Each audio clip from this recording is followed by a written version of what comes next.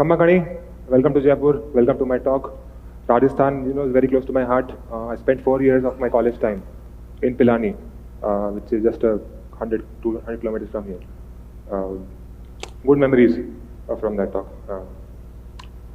This is a cute picture of me and my wife trying to, say hi to everybody here. My wife is not here, she's not a techie, but she's there in whatever I do, and also I'll use her today in my examples in the subsequent slides. A bit about me, I am Puneet. I support one of the platform teams from our Pune, India office as a senior manager. I did this talk, I was a speaker here for the first time, and that started a journey. After that, I went to US as a speaker, RubyConf San Diego last year. This picture is from there. Looking forward to a lot of these in the time to come. A bit about Coupa. We started at about 2007, 2008. Then, we were the first person, the creator of what they call as the business spend management industry. And over the last 15 years, we have grown not only to a category leader, but to an iconic brand. People, Salesforce, SAP, ServiceNow, Workday, they are big names which people look up to. Similarly, people look up to us, Coupa, as the margin multiplier company. We help companies to increase their margins, their profitability, their EBITDAs, and in good times, when the economy is doing good, in the bad times, when recession fears, in both those times, we are able to deliver value and get people to use us. This has a wide variety of the portfolio that we have. I'll not talk about it. We have a booth outside. People interested can come over and say hi to us. And this stops to work. Oh, it does. So Coupa is the pulse of the global economy. We connect about 10 million suppliers and buyers, and in that process, about $6 trillion of data, spend data, flows through our system. $6 trillion. That's, by the way, more than the GDP of our country. That data powers what we call as community-generated AI, very high-quality data that powers our thing. And using all of this, the community is able to drive value. Topic for today, garbage collection in Ruby. It's a very technical topic. I'll try and keep it simple. Beginner to intermediate, and all the difficult questions after the talk offline. We spoke about my college, we spoke about nostalgia. In my college, all my professors mostly wanted to code us in C. A course called Data Structures and Algorithms in C. Very difficult. Right? People relate to what I'm saying. People coded in C. I said, hands, cool, perfect. It's very easy to get a segmentation fault in C. Very, very easy. But it's very difficult to find out, where in that big program that thing is. I had a very hard time. If you are trying to access memory +1 or access storage not allocated, you get these. Finding them is very difficult. Even a simplest program like this, which is just taking an array as an input and printing the sum of it and computing the sum of it, you have to allocate memory. You have to allocate memory and then free it up. But when we come to Ruby, I don't know if people realize, but we don't have to deal with memory. Everything is taken care by some magic. We'll talk about what that magic is today. Before we talk about magic, let's talk about furniture. This is much bigger than my bedroom, more expensive than my entire furniture at home, but for the sake of this talk, let's assume this is our wardrobe. And my wife comes into picture here. She is the one who will organize, what is where. And then the good thing about this is it's very functional. You have a big drawer. You have for smaller clothes you have a smaller section. For a bigger clothes you have a bigger section. You have a place for shoes. You have a place for a locker. You have drawers. It's very well organized, right?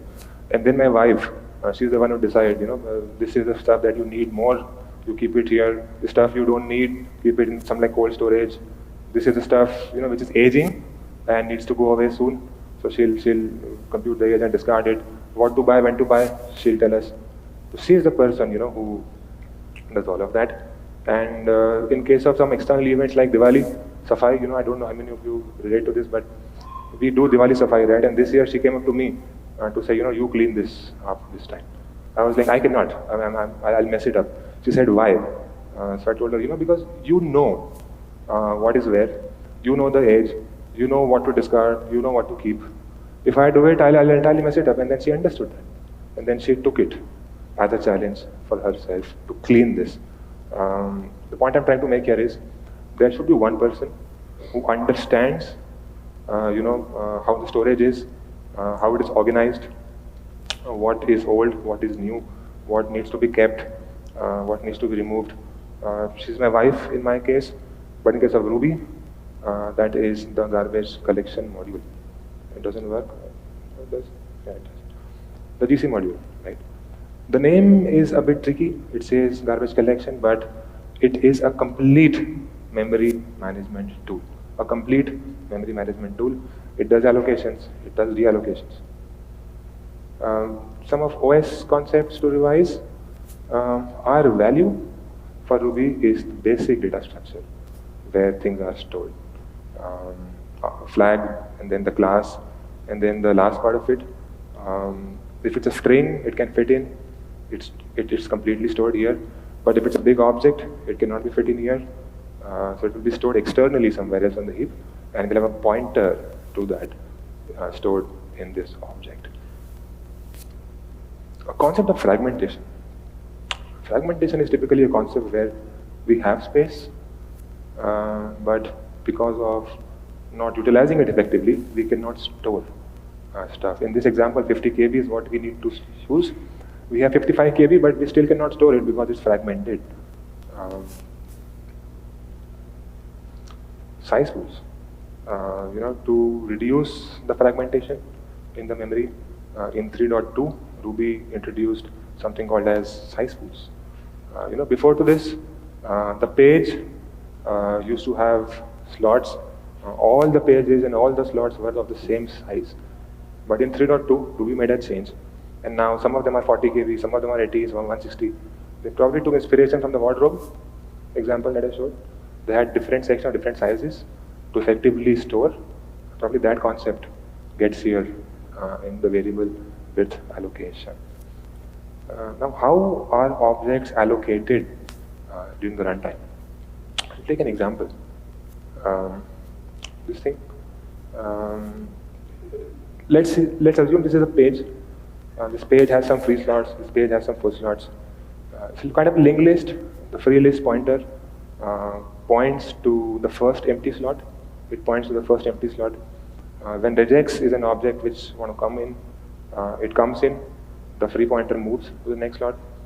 Hash wants to come in. It comes in, and then let's assume that this is the last one to fill in. So we will run out of storage soon. So it calls the garbage collection the cleaning part of the garbage collection. And now the cleaning part of the garbage collection, too far. Yeah, gets triggered in.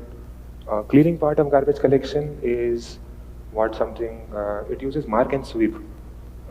If I can oversimplify it for the sake of simplicity, it will traverse the entire object allocation space.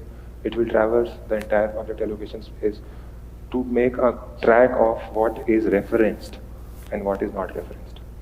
The stuff that is referenced will be kept, and the stuff that is not referenced will be swept away.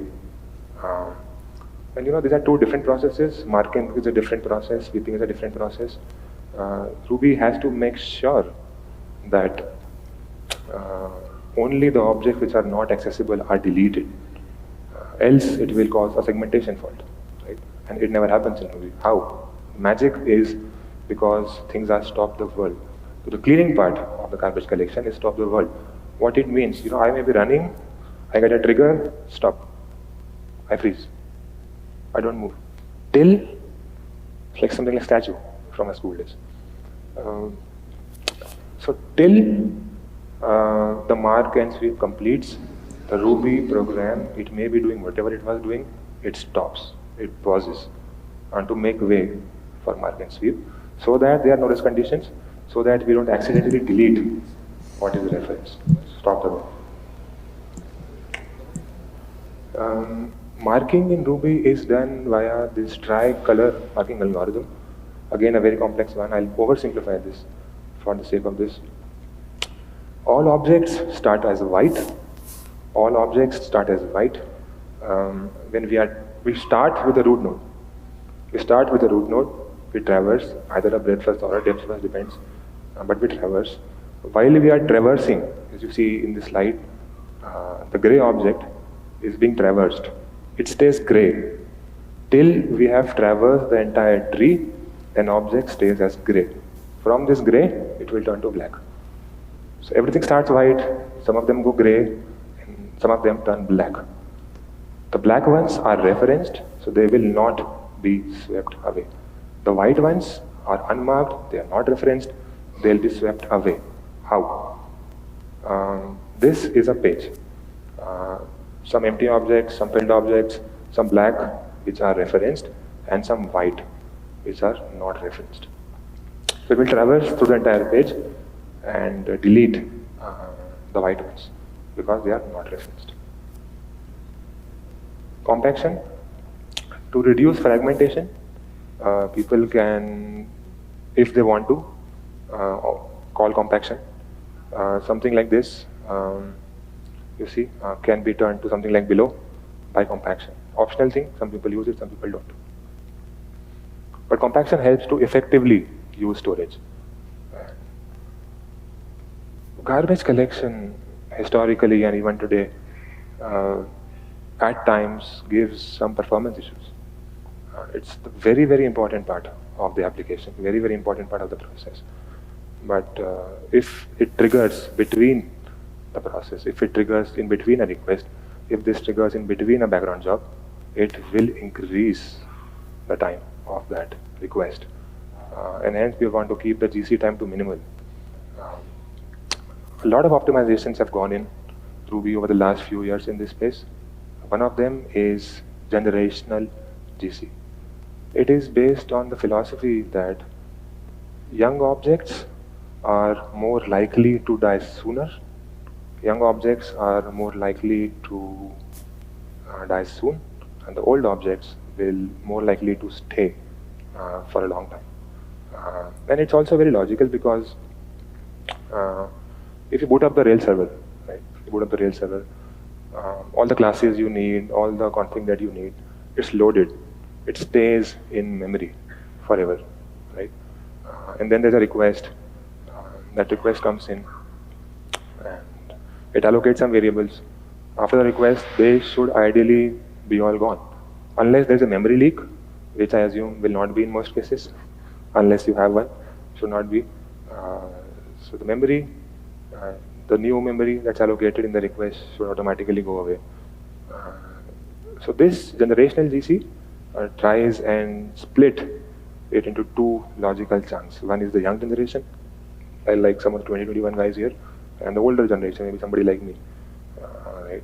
Everybody starts young, right? Everybody starts young. And when they survive a few cycles, they move to the older generation. Younger generation is mark and swept with all the cycles. Minor GC, we mostly call it as. So minor GC will mark and sweep the young generation. And the older generation is swept only with what we call as the major GC. The major GC, which happens lesser number of times, and because the major GC has to do a lot of things, it is typically a lot slower than the minor GC. Now let's take an example where somebody comes to you to say that your application performance is impacted because of garbage collection. Could be some telemetry, could be Neuralink, could be some APM that you use, but it will flag and say a lot of garbage collection happening in your request. What do you do? So data is what we need. The data, you have to find the data and literally, like this picture, investigate a microscope. Some of the data points that are available, gc.stat the most basic one, but most complex also because it is a lot of things. I'll not talk about a lot of them, but some basics, right? It will tell you the time spent in GC, the count of GC, the time in marking phase, the time in sweeping phase, how many pages are allocated, how many of them are free, how many of them are old, how many of them are, whatever. A lot of these are available to you, and now you may need to tweak some of these. You may need to tweak some of these uh, to optimize performance. But to tweak, you need to understand, what they all do, and it is complex. This stat is just one thing. You have a lot of other things available, and too much data for a human to process. And to find out the cause is like actually finding the needle in the haystack. How can we use some tooling to help us in this process? Shopify has been doing a lot of great things in this space. The variable with allocation project also was by Shopify, a large part of it. Shopify released this auto tuner last year at RailsConf, I think. What this tool does, it integrates itself as a middleware in the application. So whenever GC is happening, all the stats this will listen to, it will process, it will analyze any request that comes in. It will see if in the request GC triggered or not. It will collect all of the data, it will process. At the end of it, it will give us actionable insights of what one can do to tweak these settings to improve overall performance. I tried a dummy application. In a dummy application, I tried this, and something like this, one of a suggestion came up.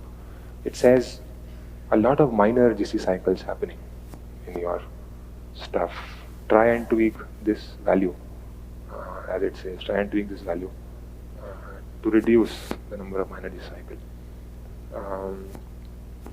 You should not blindly trust these. They are good, they are accurate, but don't blindly trust. Do your thorough testing. Own it, because you are the one who is going to make that change. It's not Shopify, not auto-tuner. Right? Own it, test it, and start slow, as I always say. Maybe deploy it to some of your application servers and not all at once. So maybe testing. Start slow, test thoroughly. This thing is from one of the use cases that we in Coupa dealt with earlier this year. We upgraded the Ruby version from 3 dot something to 3 dot something. In between those, we made a lot of changes in memory space, particularly. Variable with allocation was one of them. Some of our background jobs which were doing something special were very severely affected in terms of performance. So my performance team, they are right here. They came up to me and say, 80-90 percentile of these is gone up by 2x, 3x, 2x, 3x. But we analyzed that data patiently, as we always do. The min and the median, they were all fine. The min and the median were all fine, but the worst cases, they shot up. Time was like this, suddenly this, and then this, and then suddenly this. Right? And then we put some more statistics in. It all proved that the spikes and the GC cycles were correlated. The spikes in time and the GC cycle were correlated. And the APM also suggested that the extra time is going in the GC. So as always, we tried some GC tuning. It didn't help much. It helped, but didn't help much. So we had to eventually go and use out-of-bound GC. It's a very complex topic. Part of that we heard in the first talk. I'll not go much into all that detail, but to oversimplify it, to these kind of jobs, we gave it a clean slate. You start fresh, you don't carry a baggage with you, you start clean. And then we said to these jobs that don't worry about GC, we will externally manage that GC only for these jobs. We made a lot of testing, we did a lot of testing. and then you're able to solve it. More on that, probably we can talk offline. The last slide, it says we make a living by what we get. We make a living by what we get, but we make a life of what we give. This community, this Ruby community is magic. Thank you for supporting each other in good and in bad times. Anything that I can do in the personal capacity, please feel free to reach out. Credits, Shopify, Peter Zhu, done great stuff in this space. Organizing committee, thank you. I know you were up whole of last night. My wife, and at times I believe that our partners, our families are not given credit of our success. Huge shout out to them. That's my time. Thank you.